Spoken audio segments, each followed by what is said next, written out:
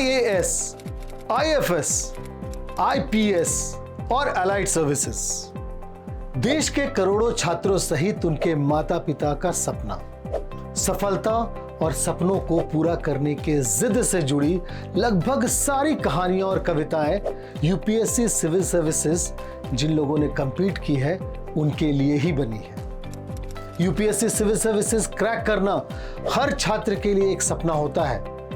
ऐसा करके छात्र अपने माता पिता, शिक्षकों के साथ साथ समाज को भी गौरवान्वित करते हैं और दूसरे छात्रों को भी उनके जैसा बनने के लिए प्रेरणा देते हैं। वास्तव में यह पद हमारे युवाओं को बहुत अट्रैक्ट करता है और युवाओं को कड़ी मेहनत करने के लिए सदा प्रोत्साहित करता रहा है। दोस्तों, इस वीडियो के माध्यम से हम आपके लिए यूपीएससी सिविल सर्विसेज के संबंधित सभी जानकारियां साझा करने आए हैं, जिसमें बात होगी क्या होता है UPSC civil services, UPSC civil services परीक्षा के लिए उम्र और योग्यताएं क्या क्या है, यूपीएससी सिविल सर्विसेज की सफलता के चरण कितने होते हैं, जिनमें हम बात करेंगे पीटी, मेंस, इंटरव्यू परीक्षा की। यूपीएससी सिविल सर्विसेज की तैयारी कैसे करें? क्या सरकार अपने स्तर पर यूपीएससी सिविल सर्विसेज की तैयारी कराती है? यूपीएससी सिविल सर्विसेज में जॉब प्रोफाइल क्या होता है? मतलब आप एक छात्र हैं जो अपने स्वर्णिम भविष्य के विकल्पों में यूपीएससी सिविल सर्विसेज को देख रहे हैं, या एक कामकाजी पेशेवर जो यूपीएससी सिविल सर्विसेज के बारे में अपनी जानकारियां बढ़ाना चाहता हो। तो आप यकीन मानिए, इस वीडियो को देखने के बाद आपको यूपीएससी सिविल सर्विसेज के बारे में किसी भी प्रकार की जानकारी के लिए कहीं और भटकने की जरूरत नहीं पड़ेगी। इसलिए हम आशा करते हैं कि आप बिना स्किप किए हुए इस वीडियो पर अंत तक बने रहेंगे। तो आइए, सामाजिक प्रतिष्ठा, पार, पैसा, लाल बत्ती की खनक और देश सेवा का बेहतरीन अवसर देने वाला यूपीएससी सिविल सर्विसेज की दुनिया में उतरे। ध्यान रहे, यह वीडियो शुरू से अंत तक यूपीएससी सिविल सर्विसेज के हर पहलुओं को बहुत ही आसान भाषा में आपके सामने खोलता है। इसलिए आप कहीं भी इस वीडियो को मिस ना करें और इस वीडियो पर अंत तक बने रहें। हम यूपीएससी सिविल सर्विसेज से संबंधित संपूर्ण जानकारियों का एक सफर शुरू करें, उससे पहले आप अपने इस ज्ञानवर्धक मित्र यानी विद्या लाइफ को लाइक, शेयर और सब्सक्राइब जरूर करें। और हाँ, नोटिफिकेशन वाली घंटी को दबाना बिल्कुल भी ना भूलें। इससे आपको विद्या लाइफ पर अपलोड होने वाली हर नई वीडियो की जानकारी सबसे पहले मिल पाएगी। मैं हूं आपका दोस्त और होस्ट कुमार विजेंद्र। दोस्तों, अगर आपसे कोई पूछे कि भारत की सबसे प्रतिष्ठित नौकरी कौन सी है, वह कौन सी नौकरी है जिसमें पार, पैसा, सुरक्षा, इज्जत आदि सबसे बड़े पैमाने पर मिलता है, वह कौन सा पद है जिसे किसी जिला का मालिक समझा जाता है, तो आपका जवाब क्या होगा? आपका जवाब निश्चित तौर पर वह पद आईएएस अधिकारी का होगा। बिल्कुल सही, पर नहीं भूलना है कि प्रतिष्ठा और सम्मान का यह पद पाने के लिए आपको यूपीएससी द्वारा आयोजित सिविल सर्विस एग्जाम पास करना होगा। यानी रुतबा, प्रतिष्ठा और सम्मान का रास्ता यूपीएससी सिविल सर्विसेज है। यूपीएससी सिविल सर्विसेज भारत की सबसे कठिन परीक्षाओं में से एक है। इसको इस तरह से समझिए कि हमारे देश के प्रथम राष्ट्रपति डॉक्टर राजेंद्र प्रसाद जब पहली बार अपने गांव जीरादेई अपनी मां से मिलने गए और उनके पैर छूकर जब खड़े हुए, तो जो लाव लश्कर था उसको देखकर उनकी मां उनसे पूछती है कि का हो बबुआ, कलेक्टर बन गेलू? कलेक्टर मतलब वही सिविल सर्विसेज। सोचिए कि राष्ट्रपति के पद के बारे में उनको नहीं मालूम है, लेकिन कलेक्टर कितना पावरफुल होता है, उस चीज को इसके जरिए मैं आपको बताना चाह रहा हूं, जो आज भी हमारे समाज में मौजूद है। हमारे घर पर, हमारे समाज में, हमारे आसपास जो सिविल सर्विसेज यानी आईएएस, आईपीएस और भी बहुत सारे पद हैं, उनसे अगर कोई कंप्लीट करके आता है तो उसकी क्या वैल्यू होती है, ये आप अच्छी तरह समझ सकते हैं। चलिए अब जानकारी का सिलसिला आगे बढ़ाते हैं। यूपीएससी के जरिए सेंट्रल सरकारी विभागों के अधिकारियों का चयन किया जाता है।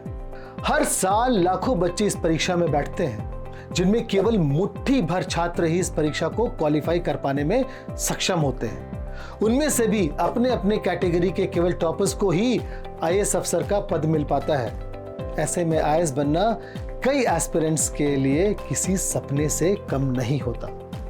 ध्यान रहे, आईएएस, आईपीएस, आईएफएस यानी भारतीय विदेश सेवा, यह 3 सेवाएं अखिल भारतीय सेवाएं हैं, जिनके कैडर कंट्रोलिंग अथॉरिटी भारत सरकार के विभाग है, जैसे आईएएस की डीओपीटी, आईपीएस की गृह मंत्रालय और आईएफएस की विदेश मंत्रालय है।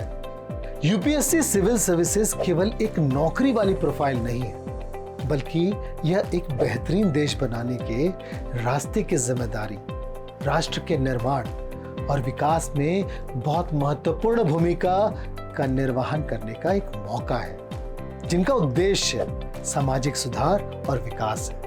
यही कारण है कि यूपीएससी सिविल सर्विसेज की परीक्षाएं बहुत कठिन होती है, क्योंकि इसमें विभिन्न प्रकार की समस्याओं का सामना करना पड़ता है और किसी भी कीमत पर समस्या का समाधान आपको करना ही होता है।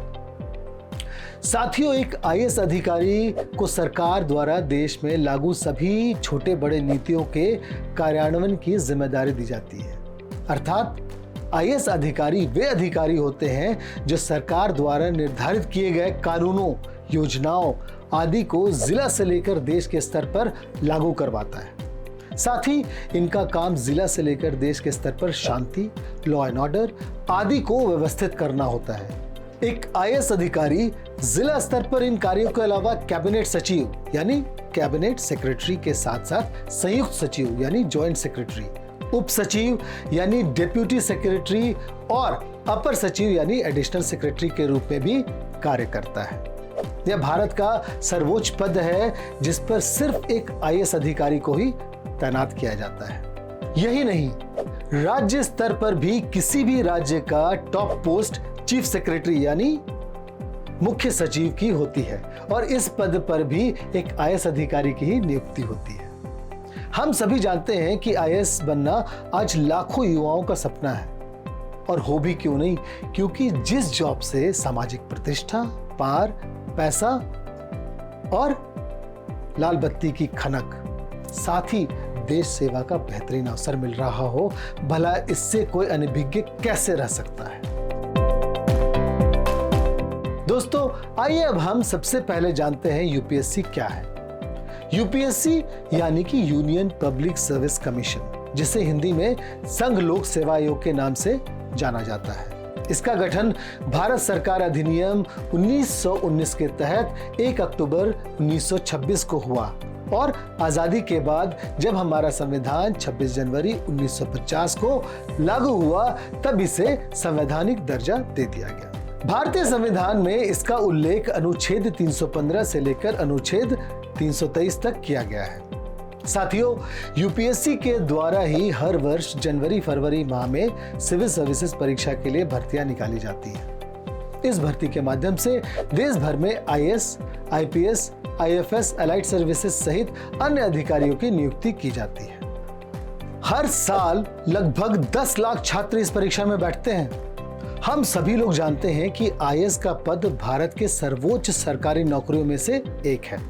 हमारे देश के लगभग हर युवाओं का सपना आईएएस बनने का होता है, लेकिन सभी का बनना संभव भी नहीं है, क्योंकि सिविल सर्विसेज परीक्षा भारत की सबसे कठिन परीक्षाओं में से एक है। यूपीएससी की परीक्षा हर स्टूडेंट के बस की बात नहीं होती है। यूपीएससी की तैयारी के लिए पूरे लगन एवं मेहनत के साथ पढ़ाई करना होता है। हालांकि कुल मिलाकर यूपीएससी सिविल सर्विसेज उम्मीदवारों का उत्तीर्णांक 0.2% केवल है। बासवन समिति की सिफारिश पर देश में हर साल 180 आईएएस ऑफिसरों की ही सिर्फ नियुक्ति की जाती है। साथ ही यह भी तय किया गया है कि आईएएस रिक्तियों की संख्या इससे ज्यादा नहीं बढ़ाई जाएगी। दोस्तों, आइए अब हम जानते हैं कि यूपीएससी सिविल सर्विसेज परीक्षा के लिए प्रारंभिक उम्र और योग्यताएं क्या है। यूपीएससी सिविल सर्विसेज परीक्षा में बैठने के लिए सामान्य वर्ग के अभ्यर्थियों के लिए न्यूनतम उम्र 21 वर्ष तथा अधिकतम उम्र 32 वर्ष है। सामान्य वर्ग के अभ्यर्थी यूपीएससी सीएससी की परीक्षा अधिकतम 6 बार दे सकते हैं। वहीं ओबीसी के अभ्यर्थियों को अधिकतम उम्र में 3 वर्ष की छूट दी जाती है। अर्थात इस वर्ग के अभ्यर्थी अपने अधिकतम उम्र से 3 वर्ष के छूट के साथ 35 वर्ष की उम्र तक सिविल सर्विसेज परीक्षा दे सकते हैं। ओबीसी वर्ग में शामिल छात्रों को यूपीएससी सिविल सर्विसेज की परीक्षा 9 बार देने का मौका मिलता है। बात करें एससी एसटी वर्ग के अभ्यर्थियों की, तो इनके वर्ग में इन्हें अधिकतम उम्र में 5 वर्ष की छूट मिलती है। अर्थात इस वर्ग में शामिल अभ्यर्थी 37 की उम्र तक यूपीएससी सीएससी की परीक्षा दे सकते हैं। साथ ही ऐसे अभ्यर्थी अपने न्यूनतम और अधिकतम उम्र के बीच यूपीएससी सीएससी के अनलिमिटेड अटेम्प्ट दे सकते हैं। अब बात करते हैं यूपीएससी सिविल सर्विसेज परीक्षा के लिए न्यूनतम योग्यता की। तो इस परीक्षा में बैठने के लिए आपको किसी भी विषय में ग्रेजुएशन पास होना चाहिए। साथ ही ग्रेजुएशन के अंतिम वर्ष में अध्ययन कर रहे विद्यार्थी भी यूपीएससी सीएससी प्रारंभिक परीक्षा में बैठ सकते हैं, लेकिन उन्हें मुख्य परीक्षा के समय अपना ग्रेजुएशन कंप्लीट होने का प्रमाण देना होगा। दोस्तों, आइए अब हम जानते हैं कि यूपीएससी सिविल सर्विसेज एग्जाम के चरण यानी एग्जाम पैटर्न के बारे में, जिसमें हम बात करेंगे पीटी, मेंस, इंटरव्यू परीक्षा की। साथियों, आज यूपीएससी सिविल सर्विसेज में सिलेक्शन की प्रमुखतः 3 प्रक्रिया होती है। पहला है प्रारंभिक परीक्षा, दूसरा मुख्य परीक्षा और सबसे अंत में होता है साक्षात्कार। इसका अर्थ ये हुआ कि अगर आप आईएएस, आईएफएस, आईपीएस और एलाइड सर्विसेज में जाना चाहते हैं तो आपको इन्हीं 3 चरणों प्रारंभिक परीक्षा, मुख्य परीक्षा और साक्षात्कार की प्रक्रियाओं से गुजरना होगा। आइए अब हम बात करते हैं यूपीएससी सिविल सर्विसेज के प्रारंभिक परीक्षा, मुख्य परीक्षा और साक्षात्कार के बारे में विस्तार से। सबसे पहले जानते हैं यूपीएससी सिविल सर्विसेज परीक्षा के पहले चरण यानी प्रारंभिक परीक्षा यानी पीटी के बारे में। परीक्षा के पहले चरण यानी कि प्रारंभिक परीक्षा में आपको 2 पेपर्स करने होते हैं, जिसको प्रायः हम जीएस और सी सैट भी कहते हैं। जिसमें पहला सामान्य अध्ययन यानी GS1 जो कि फर्स्ट पेपर के रूप में आता है। इस पेपर में इतिहास यानी हिस्ट्री, भूगोल यानी ज्योग्राफी, राज्य व्यवस्था यानी पॉलिटी, अर्थव्यवस्था यानी इकोनॉमी आदि विषयों से संबंधित 200 मार्क्स के 100 प्रश्न पूछे जाते हैं। दूसरा पेपर सीसैट यानी सिविल सर्विस एप्टीट्यूड टेस्ट का होता है। इसके अंतर्गत 10वीं स्तर के गणित यानी मैथमेटिक्स, रीजनिंग, कंप्रीहेंशन आदि विषयों से संबंधित 200 मार्क्स के 80 प्रश्न पूछे जाते हैं। दोस्तों, यहाँ एक बात जानना जरूरी है कि यूपीएससी सिविल सर्विसेज प्रारंभिक परीक्षा के कट ऑफ का निर्धारण सिर्फ सामान्य अध्ययन पेपर 1 यानी GS1 के आधार पर ही होता है। सीसैट के पेपर में आपको 33% मार्क्स लाना जरूरी है।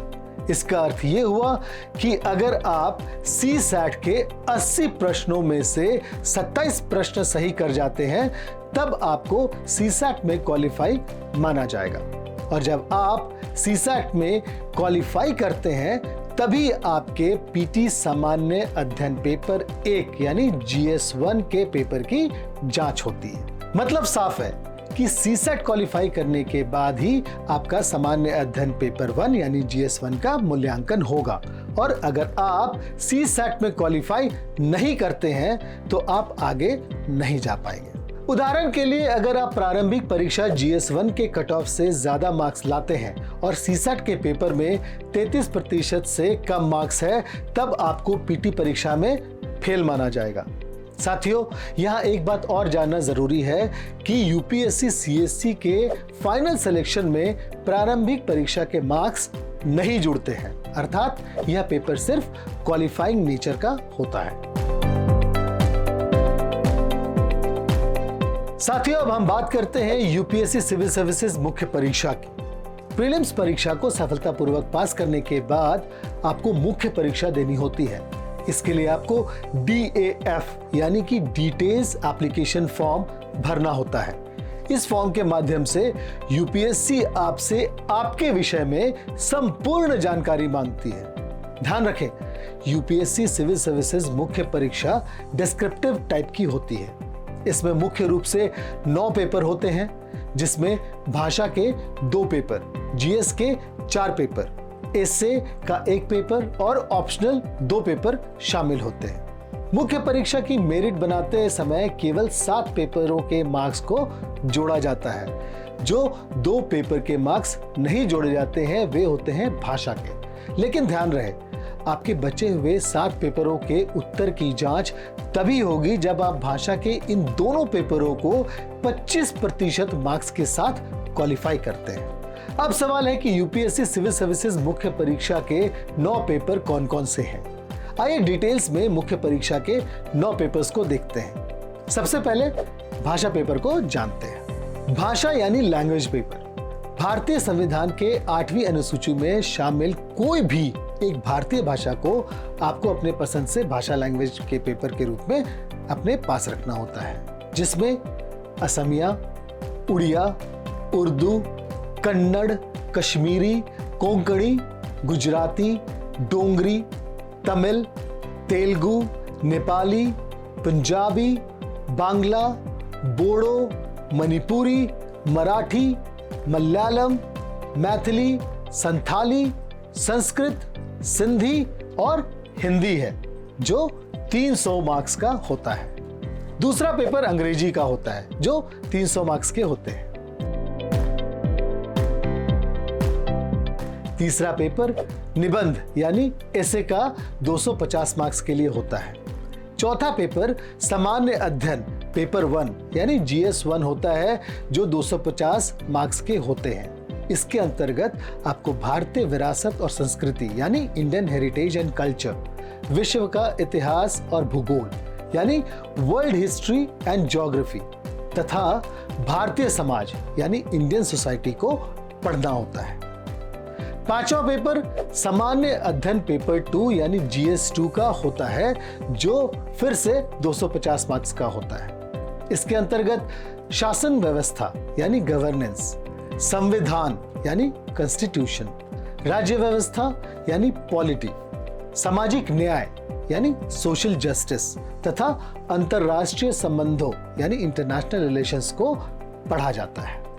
छठा पेपर सामान्य अध्ययन पेपर 3 यानी जीएस 3, ये भी 250 मार्क्स का। इसके अंतर्गत विज्ञान और प्रौद्योगिकी यानी साइंस एंड टेक्नोलॉजी, आर्थिक विकास यानी इकोनॉमिक डेवलपमेंट, जैव विविधता यानी बायोडाइवर्सिटी, पर्यावरण एनवायरनमेंट, आंतरिक सुरक्षा यानी इंटरनल सिक्योरिटी तथा आपदा प्रबंधन यानी डिजास्टर मैनेजमेंट जैसे विषयों को पढ़ा जाता है। सातवां पेपर सामान्य अध्ययन पेपर 4 यानी जीएस 4 250 मार्क्स। साथियों, यह सामान्य अध्ययन का अंतिम पेपर होता है, जिसमें नीति शास्त्र यानी एथिक्स, सत्यनिष्ठा यानी इंटीग्रिटी और अभिवृत्ति यानी एटीट्यूड को पढ़ना होता है। यह पेपर एथिक्स के नाम से भी प्रचलित है। 8वां और 9वां पेपर वैकल्पिक विषय पेपर 1 और वैकल्पिक विषय पेपर 2 का है, जो 250 मार्क्स का होता है। इसके अंतर्गत यूपीएससी द्वारा निर्धारित कोई भी एक ऑप्शनल पेपर पढ़ना होता है। और हाँ, ध्यान रखें और या कहीं नोट कर लें, मुख्य परीक्षा के प्रश्न पत्र अंग्रेजी और हिंदी दोनों माध्यमों में आयोजित किए जाते हैं, पर उम्मीदवारों को संविधान की 8वीं अनुसूची में शामिल 22 भाषाओं में से किसी में भी उत्तर देने की छूट होती है। इसके लिए यूपीएससी के फॉर्म भरते समय अभ्यर्थी द्वारा मुख्य परीक्षा हेतु जिस भाषा का चयन किया जाता है, उसे मुख्य परीक्षा के सभी प्रश्न पत्र के उत्तर उसी भाषा में लिखने होते हैं। दोस्तों, अब हम बात करते हैं यूपीएससी सिविल सर्विसेज परीक्षा के अंतिम चरण यानी कि साक्षात्कार यानी कि इंटरव्यू की। दोस्तों, साक्षात्कार की परीक्षा 275 मार्क्स के लिए आयोजित की जाती है। इससे व्यक्तित्व परीक्षण यानी पर्सनालिटी टेस्ट के नाम से भी जाना जाता है। जिन छात्रों का चयन मुख्य परीक्षा में होता है, उन्हें साक्षात्कार के लिए बुलाया जाता है। आमतौर पर यूपीएससी का साक्षात्कार 2 शिफ्टों में सुबह 9 बजे और दोपहर 1 बजे से आयोजित होते हैं। जब साक्षात्कार पूरा हो जाता है उसके बाद मुख्य परीक्षा जो कि 1750 मार्क्स और साक्षात्कार यानी इंटरव्यू के 275 मार्क्स के सभी अंकों यानी 2025 में से आपके द्वारा प्राप्त अंकों को जोड़कर आपका रैंक निर्धारित किया जाता है। आमतौर पर 40 से 50% अंक लाने वाले छात्र का सिविल सर्विसेज परीक्षा में सिलेक्शन हो जाता है। दोस्तों, जब आपका सिलेक्शन हो जाता है फिर जितने भी सिलेक्टेड कैंडिडेट्स हैं उन सभी को मसूरी में बुलाया जाता है। वहां पर लाल बहादुर शास्त्री जो संस्थान है, इंस्टीट्यूट है, वहाँ सभी जितने सिलेक्टेड कैंडिडेट्स हैं उनका जमवाड़ा लगता है। फिर वहाँ से अलग अलग जगहों पर ट्रेनिंग, जैसे आईपीएस के लिए हैदराबाद है और भी जगहों पे है, तो वहाँ पे फिर उनको भेजा जाता है। पर सबसे पहले वहाँ आपकी सारे सिलेक्टेड कैंडिडेट से मुलाकात होगी। बेस्ट ऑफ लक सभी दर्शकों को और सभी उन छात्रों को जो सिलेक्ट होंगे और उस जगह पे जाएंगे और देश का मान बढ़ाएंगे। दोस्तों, इस समय मुझे यूपीएससी सिविल सर्विसेज पर इलाहाबाद विश्वविद्यालय के श्री आनंद प्रताप सिंह जी की एक कविता याद आ रही है। तोड़कर दीवार कठिनाइयों की बस तुझको ही पाना है, तोड़कर दीवार कठिनाइयों की बस तुझको ही पाना है, रास्ते में आए दरिया भी तो हंस के लांघ जाना है, त्याग कर सारे बंधनों को तेरी ओर मन लगाना है, त्याग कर सारे बंधनों को तेरी ओर मन लगाना है, तुझ में समर्पित कर खुशियों को दुखों से पार पाना है। दोस्तों, यहाँ पे पाने का मतलब है यूपीएससी सिविल सर्विसेज को पाना, को साधना है। अब और न इच्छा कहीं जाने की, बस लबसाना को ही जाना है, फिर तेरा एहसास कर सपनों को सच बनाना है, कर्तव्य को सेवा मानकर पितृमात का कष्ट मिटाना है, बस अब तुझको ही पाना है, तुझको ही पाना है। दोस्तों, अगर आप इस कविता को साध लेंगे तो यकीनन आप यूपीएससी सिविल सर्विसेज को भी साध लेंगे। तो साथियों, अब हम बात करते हैं यूपीएससी सिविल सर्विसेज परीक्षा की तैयारी कैसे करें। अपने देश के हिंदी भाषी समाज में एक बात प्रचलित है, सबसे पहले आप किसी भी स्ट्रीम से 12वीं कक्षा पास करें, उसके बाद किसी भी विषय में अपनी ग्रेजुएशन पूर्ण करें, यूपीएससी में सीएससी के एग्जाम के लिए अप्लाई करें, सिविल सर्विसेज प्रिलिमिनरी एग्जाम और मेंस एग्जाम क्लियर करें और यूपीएससी इंटरव्यू अच्छे से दें और आईएएस, आईएफएस, आईपीएस और एलाइड सर्विसेज पालें। यह कहना आसान है, करने के लिए आप इसकी तैयारी की शुरुआत ग्रेजुएशन के अंतिम वर्षों में ही शुरू कर सकते हैं। इसकी शुरुआत आप सबसे पहले एनसीईआरटी की क्लास 6ठी से 12वीं तक की किताबों और समाचार पत्रों से कर सकते हैं।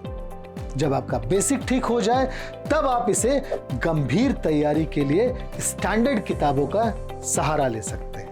आइए अब हम बात करते हैं, क्या आपको सिविल सर्विसेज यानी यूपीएससी की तैयारी के लिए कोचिंग करना जरूरी है?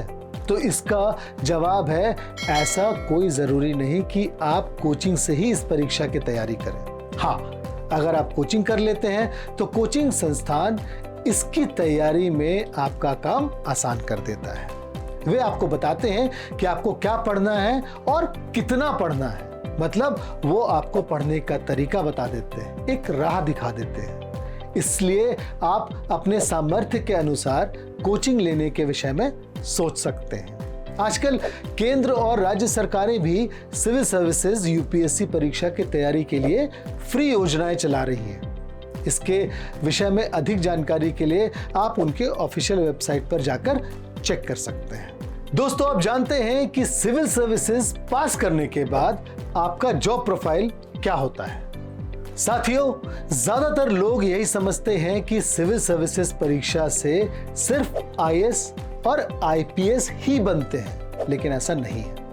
ऐसी कुल 28 सेवाएं हैं जिनमें यूपीएससी सीएससी परीक्षा के जरिए नियुक्ति मिलती है, जैसे भारतीय प्रशासनिक सेवा यानी आईएएस, भारतीय पुलिस सेवा यानी आईपीएस, भारतीय विदेश सेवा यानी IFS, Indian audit and accounts service यानी IAAS, Indian civil accounts service यानी ICAS, Indian defence accounts service यानी IDAS, Indian corporate law service यानी ICLS, Indian defence states service यानी IDES, इंडियन इंफॉर्मेशन सर्विस यानी IIS, इंडियन पोस्टल सर्विस यानी IPS,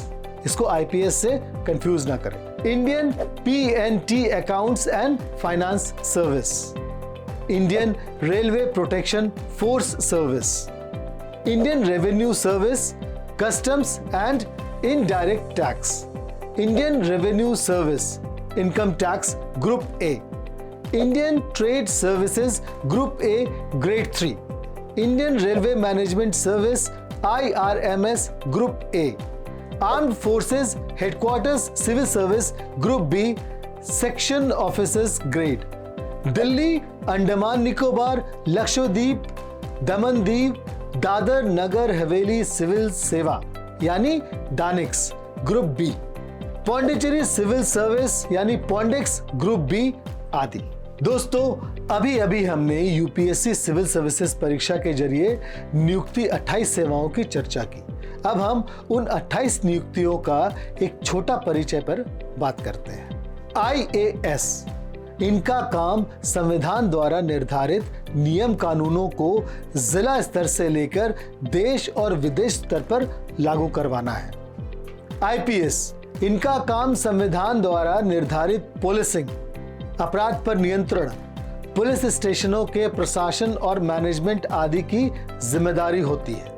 IFS, ये अधिकारी दूसरे देशों में भारत के प्रतिनिधि के रूप में कार्य करते हैं, अर्थात ये भारत के दूसरे देशों के साथ व्यापारिक, सांस्कृतिक आदि संबंधों को मजबूत करते हैं। Indian audit and accounts service, इनका काम केंद्र और राज्य सरकारों के साथ सार्वजनिक क्षेत्र के संगठनों के खातों का ऑडिट करना है। इंडियन सिविल अकाउंट्स सर्विस, इनका काम भारत सरकार को लेखांकन और लेखा परीक्षा सेवाएं प्रदान करना है। यह वित्त मंत्रालय के तहत भारतीय नागरिक लेखा संगठन के माध्यम से कार्य करता है। इंडियन डिफेंस अकाउंट्स सर्विस, यह भारत सरकार की एक ग्रुप A राजपत्रित केंद्रीय सिविल सेवा है। यह भारत सरकार के अधीन काम करने वाला सबसे पुराना विभाग है। एक IDAS अधिकारी रक्षा सेवाओं के संपूर्ण खातों को बनाए रखने के लिए जिम्मेदार होता है। इंडियन कॉर्पोरेट लॉ सर्विस सेवा, Indian corporate law service group A service में से एक है। इस सर्विस के जरिए भारत के कॉर्पोरेट जगत का नियमन होता है, अर्थात इस सेवा से जुड़े अधिकारी भारतीय कॉर्पोरेट जगत से संबंधित सभी मैनेजमेंट को देखते हैं।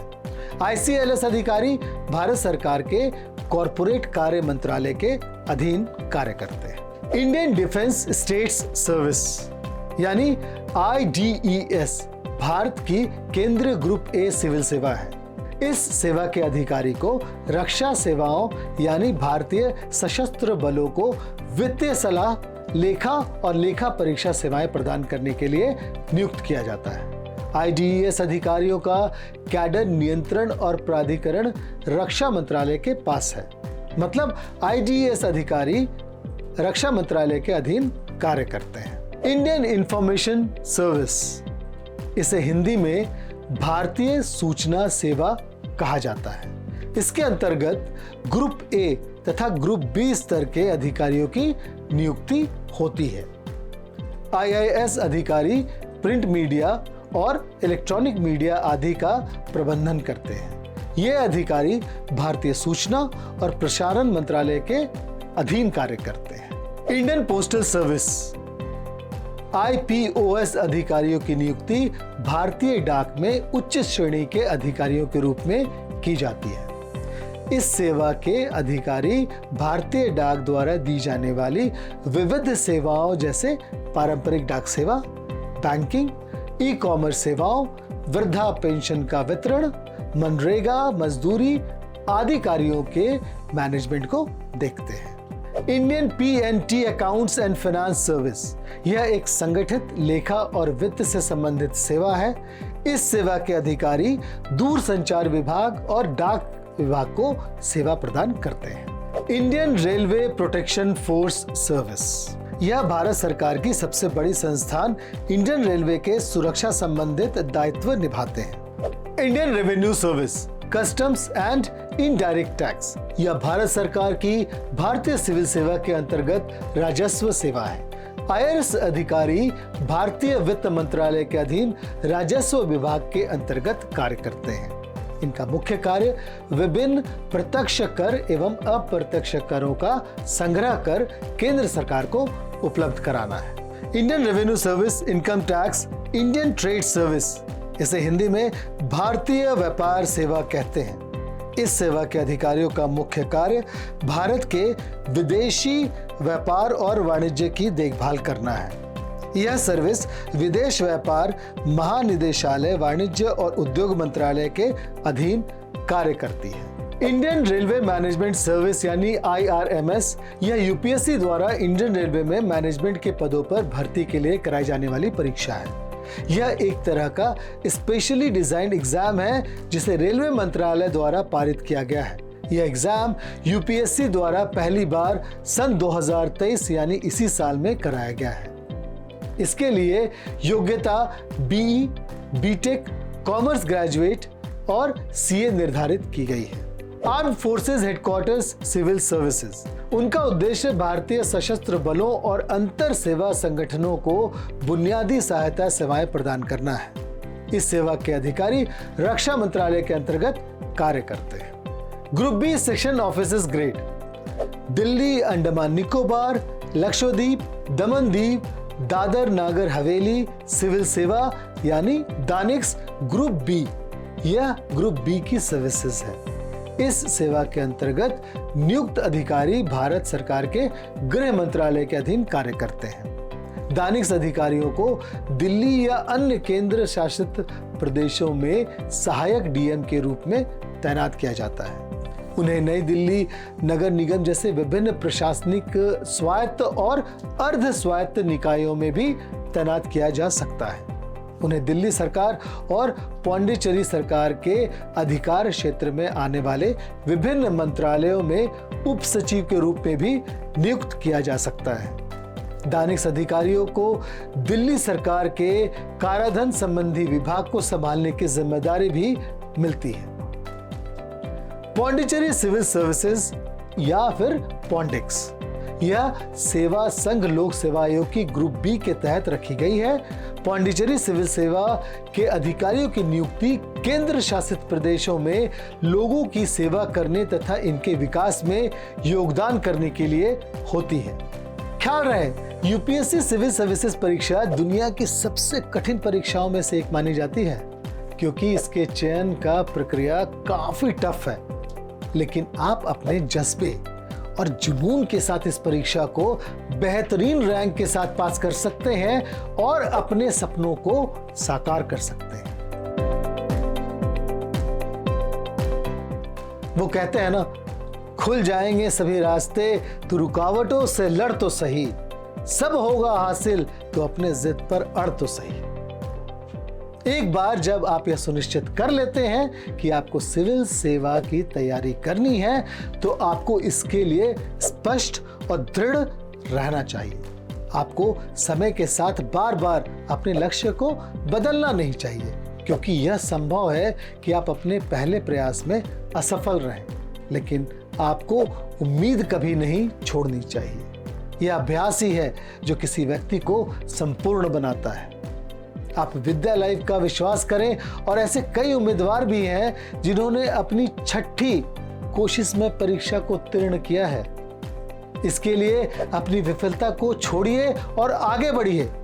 आपका अभ्यास, सुधार और पुनः प्रयास ही आपको सिविल की परीक्षा में सफल बनाएगी। दूसरी बात यह कि जो लोग आपको प्रेरित करते हैं उन्हें कभी नहीं भूलना चाहिए क्योंकि प्रेरणा भले ही आपसे दूर हो जाती है, लेकिन प्रेरक हमेशा आपके साथ ही बना रहता है। इसलिए प्रेरणा खोजें और खुद पर विश्वास रखें। यह निश्चित रूप से आपकी मदद करेगा।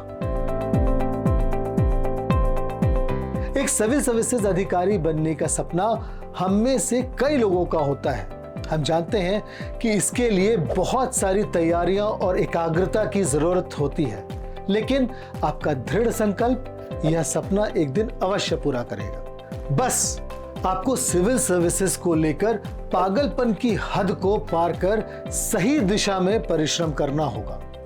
ध्यान रखें, यश भी उन्हीं लोगों को मिलता है जिन्होंने सिविल सर्विसेज परीक्षा में सफलता हासिल की है और हमें उनके जैसा बनने के लिए प्रेरित किया है। अगर आप वास्तव में अपने माता पिता को गौरवान्वित महसूस कराना चाहते हैं तो हो जाए तैयार, मंजिल आपका इंतजार कर रही है। दोस्तों, आपको एक संदर्भ बताता चलूं कि उत्तर प्रदेश के जौनपुर जिले के एक छोटा सा गांव आईएएस और पीसीएस अफसर देने के लिए बहुत ही मशहूर है।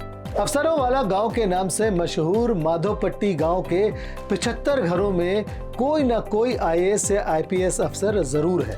त्योहारों पर जब अफसरों की फौज अपने घर आती है तो हर तरफ लाल नीली बत्ती ही दिखती है। आजादी के पहले से ही माधोपट्टी के गांव के लोगों का प्रशासनिक सेवाओं में जाने का जो सिलसिला शुरू हुआ तो अब तक रुका नहीं है। सबसे पहले 1914 में देश के गुलामी के दौर में मोहम्मद मुस्तफा हुसैन डिप्टी कलेक्टर बने थे। मुस्तफा हुसैन मशहूर शायर रहे वामिक जौनपुरी के पिता थे। माधोपट्टी गांव में पीसीएस अधिकारियों की भी लंबी फौज है। देश भर के तमाम युवा आईएएस आईपीएस बनने के लिए बड़े शहरों में कोचिंग में भारी धनराशि खर्च करते हैं, लेकिन अफसरों की खान कही जाने वाली माधोपट्टी गांव में कोई भी कोचिंग इंस्टीट्यूट नहीं है। गांव के युवाओं का पढ़ाई लिखाई में खास ध्यान रहने से एजुकेशन लेवल बहुत अच्छा है। गांव का एवरेज लिटरेसी रेट 95% है। 95% इंटर से ही युवा आईएएस और आईपीएस की तैयारी शुरू कर देते हैं, जो आपको भी करना चाहिए। गांव के युवक और युवतियों से भविष्य के बारे में बात करने पर आईएएस और आईपीएस बनने की इच्छा सुनने को मिलेगी। ख्याल रहे, हर साल परिणाम घोषित होते ही सफल उम्मीदवारों के संघर्ष, समर्पण और कड़ी मेहनत की कहानियां सामने आती हैं, लेकिन असफल हुए लाखों उम्मीदवारों के संघर्षों के बारे में शायद ही कोई बात करता हो।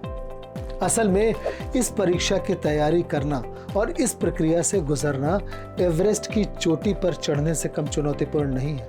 इसलिए खूब पढ़िए, मन से पढ़िए, सफलता जरूर मिलेगी। निश्चिंत रहें, आपके पास पैसा, रुतबा, इज्जत भरपूर मात्रा में होगी जब आप सिविल सर्विसेज परीक्षा पास कर लेंगे। दोस्तों, मुझे उम्मीद ही नहीं पूर्ण विश्वास है कि आपको इस वीडियो के माध्यम से आप सिविल सर्विसेज परीक्षा के हर पहलू से अवगत हैं। तो अपने ज्ञान के सागर को बढ़ाएं, अपने इस ज्ञान को अपने मित्रों, घर के सदस्यों के साथ साझा करें, क्योंकि ज्ञान का दान सबसे बड़ा दान है। आज के वीडियो में इतना ही। अपने दोस्त विद्या लाइव को लाइक, शेयर और सब्सक्राइब तो आप करेंगे ही, साथ ही साथ अपने जानने वालों को भी इस ज्ञान रूपी चैनल को सब्सक्राइब कराएंगे, ताकि हम विद्या लाइव मजबूत हो। यदि इस जानकारी से संबंधित आपके मन में किसी प्रकार का प्रश्न आ रहा है अथवा इससे संबंधित कोई और जानकारी प्राप्त करना चाहते हैं तो कमेंट बॉक्स के माध्यम से पूछ सकते हैं। विद्या लाइव आपके द्वारा की गई प्रतिक्रिया और सुझावों का इंतजार कर रहा है। विद्या लाइव के माध्यम से आप इस तरह की और भी जानकारियां प्राप्त कर सकते हैं। विद्या लाइव पर आप current affairs, daily news, article तथा प्रतियोगी परीक्षाओं से संबंधित ताजा जानकारी प्राप्त कर सकते हैं। यदि आपको यह जानकारी तुरंत चाहिए तो हमारे YouTube, Facebook, Instagram तथा Twitter पेज को जरूर लाइक करें तथा विद्या लाइव को सब्सक्राइब करना बिल्कुल ना भूलें। धन्यवाद आपका।